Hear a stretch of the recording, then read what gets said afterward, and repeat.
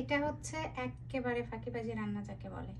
শুধু একটু বেগুন কুটে নিয়েছি, আর একটু পেঁয়াজ, একটু টমেটো, কাঁচামরিচ, একটু ধনেপাতা, আর কিছুই না।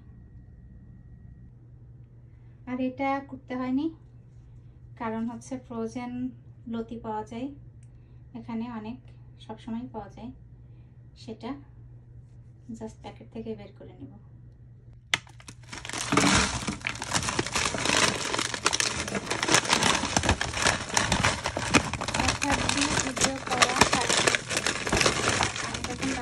তখন ভিডিও করার কেউ থাকে না, নর্মালি বাসায় যখন কেউ থাকে না তখনই আমি রান্না করি।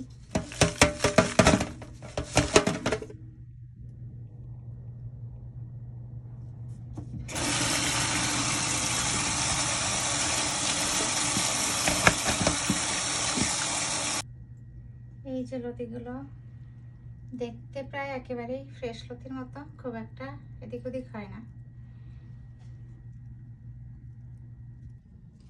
তেমন কিছুই দিব না। ওই যে বললাম ফাঁকিবাজি রান্না। একটু হলুদ,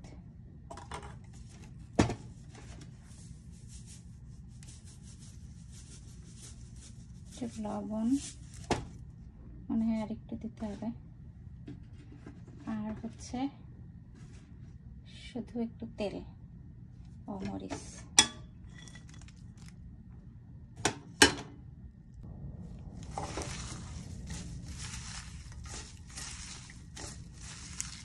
নর্মালি আমি দিই হচ্ছে ছোট মাছ, কিন্তু আজকে ছোট মাছ দিচ্ছি না, প্রচণ্ড ঘাড়ে ব্যথা। ছোট মাছ ধুতে গেলে অনেকক্ষণ ঘাড় কাট করে দাঁড়িয়ে থাকা লাগে, ঘাড় নিচু করে, ঘাড়ে ব্যথাটা আরও বাড়বে, সেজন্য ছোট মাছ দিচ্ছি না। মাছ ছাড়াও রান্না করলে আমার বরের কিছু কিছু আছে না, যে মানুষের কিছু কিছু খাবার অনেক পছন্দের থাকে, তো তার হচ্ছে যদি সামনে থাকে, সামনে বিরিয়ানি থাক, মাংস থাক, রোস্ট থাক, যাই থাক, মিষ্টি থাক, সে সেগুলো খাবে না, সেগুলো বাদ দিয়ে সে এটাই খাবে। পছন্দের খাবারের মধ্যে এটা একটা, অনেক শান্তি করে খাবে এটা থাকলে।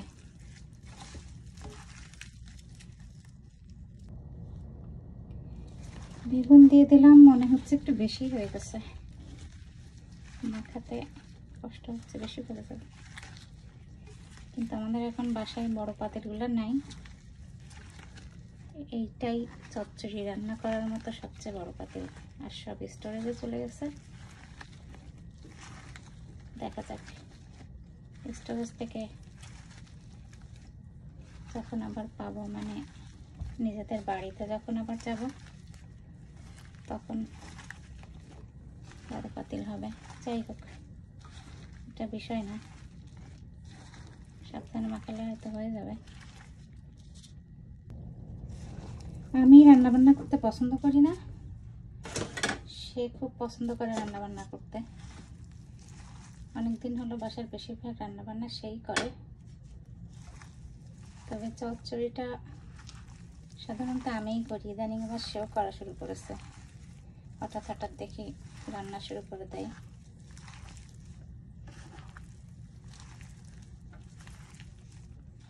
যাই হোক,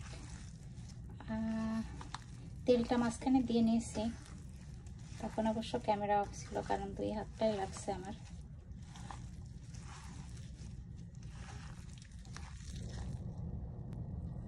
উপরে টমেটোগুলো দিয়ে দিলাম, আর কি দেবো, আর কিছুই না, ধনেপাতা।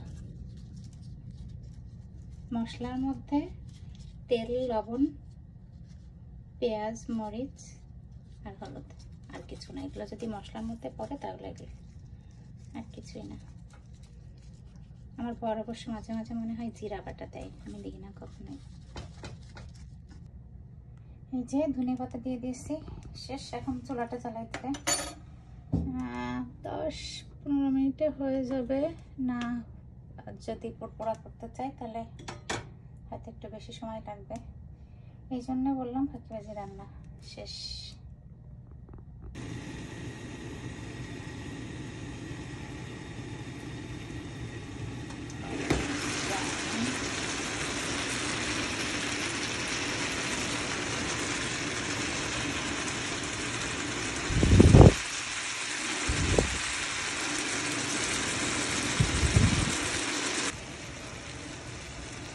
নাড়তেও হবে না, আমি এক সাইড থেকে যদি অল্প একটু নেড়ে দিচ্ছি এই সাইড থেকে, কিন্তু সব সিদ্ধ হয়ে গেছে,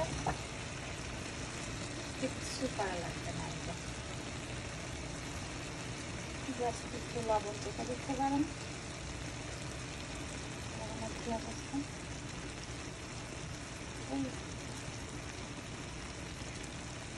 হেলদি ঝটপট ফাঁকিবাজি রান্না।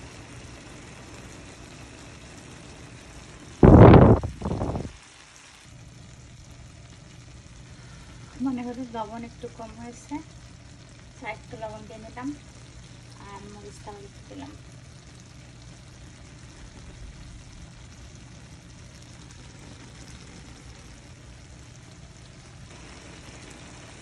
হেলদি ঝটপট ফাঁকিবাজি রান্না।